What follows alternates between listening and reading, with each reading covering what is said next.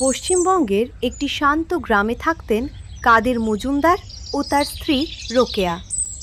তাদের দুই ছেলে, দুই বৌমা এবং এক মেয়ে শাবনূরকে নিয়ে ছিল ছোট্ট সুখের সংসার।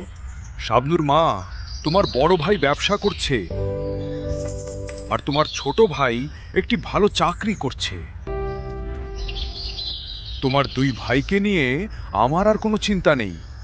এবার ভালো ছেলে দেখে তোমার বিয়েটা দিতে পারলেই আমার দায়িত্ব শেষ হবে। বাবা, তুমি এত চিন্তা করছো কেন? তোমার দুই ছেলে তো ভালোই রোজগার করছে। আমি তো ওদেরই বোন, ওরাই দেখে শুনে আমার বিয়ে দিয়ে দেবে। তোমাকে এত চিন্তা করতে হবে না। শাবনূর, এই পৃথিবীতে ভাইয়েরা সব সময় বোনের এত চিন্তা করে না।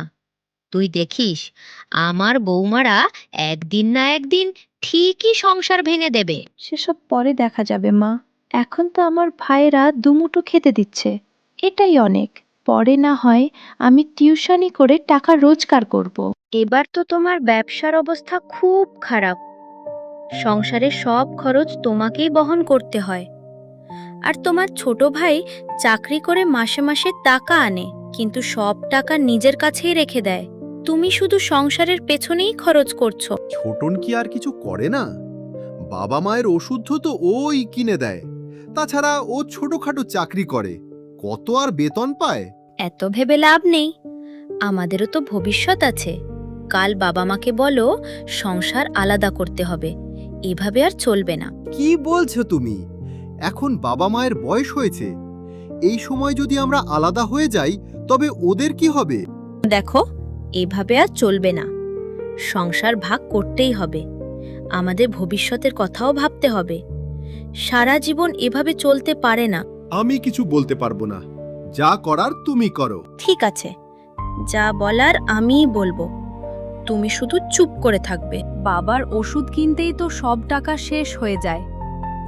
তোমার দাদাকে দেখো, ব্যবসা করে হাজার হাজার টাকা রোজগার করছে আর সব ব্যাংকে জমা রাখছে। কি বলছো তুমি? আমি তো শুধু বাবার ওষুধটাই কিনি, বাকি সব খরচ দাদাই করে। তাহলে তুমি এমন কথা বলছো কেন? দেখো, এভাবে আর চলবে না। সংসার ভাগ না হলে আমাদের ভবিষ্যৎ বলে কিছুই থাকবে না। তুমি কালই বাবাকে বলো, না হলে আমি বাবার বাড়ি চলে যাব। বাবা মায়ের বয়স হয়েছে, এখন তাদের দেখাশোনা করা আমাদের দায়িত্ব। আর তুমি কি না সংসার ভাগ করতে বলছো? কালকের মধ্যে যদি বাবাকে না বলো, তাহলে আমি সত্যিই বাবার বাড়ি চলে যাব। ঠিক আছে, কাল আসুক, দেখি কি করা যায়।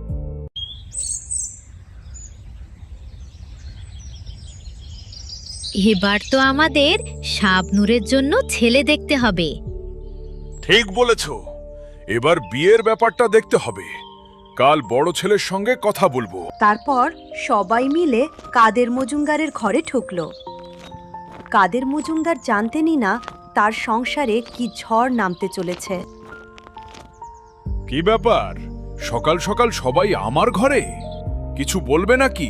হ্যাঁ বাবা, আমাদের কিছু বলার আছে। আমাদের ব্যবসার অবস্থা ভালো নয়।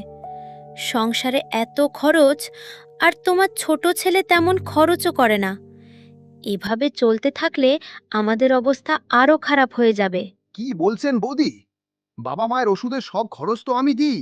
তুই শুধু ওষুধ কিনে এত বড় কথা বলছিস? সংসারের বাকি সব খরচ তো আমি চালাই। দাদা, আমি তো ছোট চাকরি করি, কত আর বেতন পাই? বাবার সামনে এসব কি বলছো তোমরা? একদিনের মধ্যে তোমাদের কি হয়ে গেল? তুই বেশি কথা বলিস না। বসে বসে খাচ্ছিস আর ঘুরে বেড়াচ্ছিস, এসব তুই বুঝবি না। বড় বৌমা, তুমি আমার মেয়েকে এভাবে বলতে পারো না। কি বলতে চাও সেটা স্পষ্ট করে বলো। বাবা, আমাদের সংসার ভাগ করে দিন। আমরা আলাদা হয়ে থাকতে চাই। কি বলছো বৌমা? আমাদের কি কোনো ভুল হয়েছে যে তুমি এমন কথা বলছো? না মা, বৌদি ঠিকই বলেছে। আমরাও সংসার ভাগ চাই। তবে তাই হবে। তোমরা যা চাইছো তাই হবে। আজ আমি সংসার ভাগ করে দেব। এক পলকের মধ্যে সুখের সংসার ভেঙে টুকরো টুকরো হয়ে গেল। উঠোনে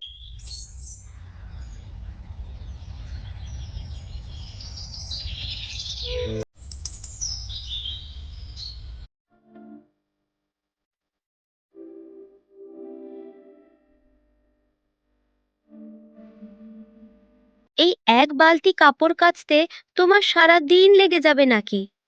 বলছি, আর কোনো কাজ নেই বুঝি? বৌমা, আমার কোমরে খুব ব্যথা, ঠিকমতো কাজ করতে পারছি না। অনেক হয়েছে, এতদিন শুধু বসে বসে খেয়েছো, এবার আর তা হবে না, খেতে হলে কাজও করতে হবে। বৌদি, তুমি কি মানুষ? তুমি জানো মায়ের কোমরে ব্যথা, তবুও এত কাজ করাচ্ছ। মা, তুমি বিশ্রাম করো, কাজগুলো আমি করে দেব। বেশি কথা নয়, তাড়াতাড়ি কাজ শেষ করে বাড়ি এসো, এখনো অনেক কাজ বাকি আছে।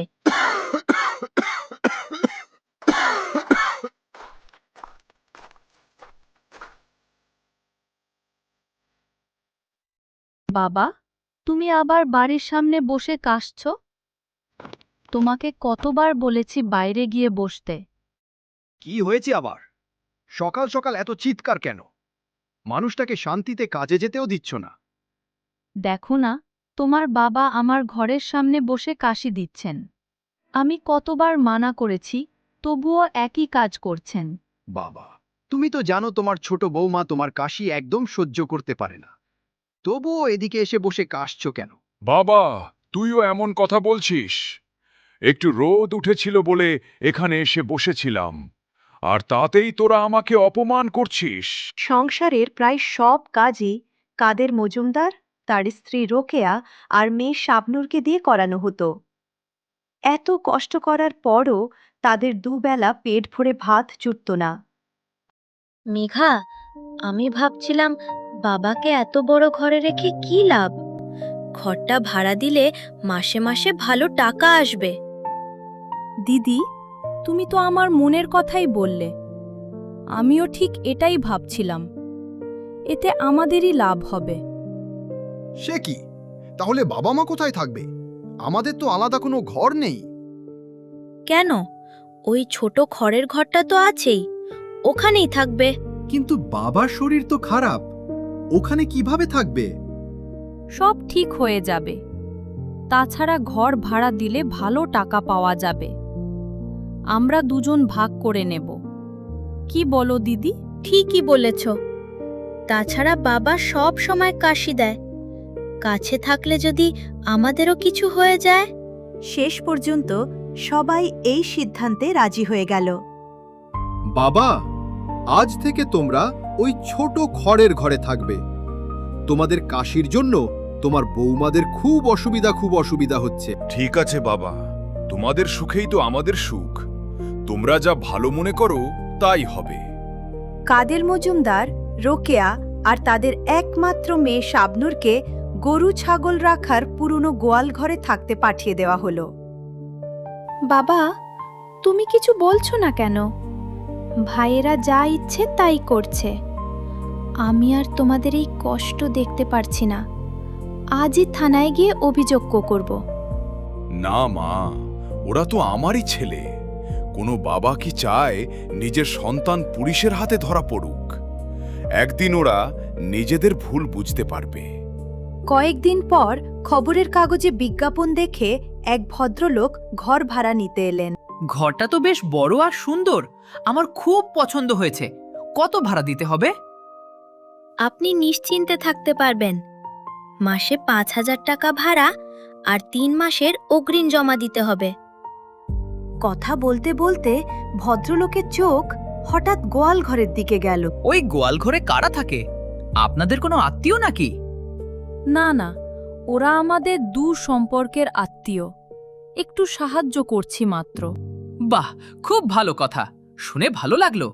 তাহলে আমি কাল আমার জিনিসপত্র নিয়ে চলে আসব। আজ তবে উঠি।